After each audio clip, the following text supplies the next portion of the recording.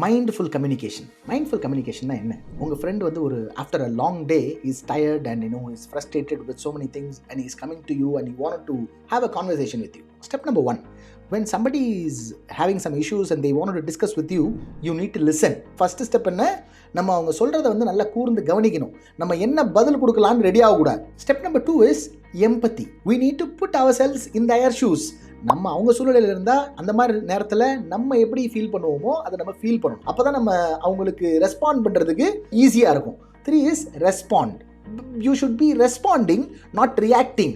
அவங்க சொன்னதுக்கு வந்து ரியாக்ட் பண்ணி பதில் கொடுக்காம நம்ம எல்லாத்தையும் உள்வாங்கி ரெஸ்பாண்ட் பண்ணணும். நம்ம ரெஸ்பாண்ட் பண்ணுறது வந்து ஒரு பாலமாக இருக்கணும், ஒரு தடையாக முட்டுக்கட்டையாக இருக்கக்கூடாது. சில பேர்கிட்ட நம்ம போய் பேசினாலே ரொம்ப அமைதியாக இருக்கிற மாதிரி, அவங்க கிட்ட பேசினாலே நமக்கு ஒரு அமைதி கிடைக்குது, அந்த மாதிரி நம்ம ஃபீல் பண்ணுறோம் இல்லையா? That is what mindful communication is. I will see you in the next video.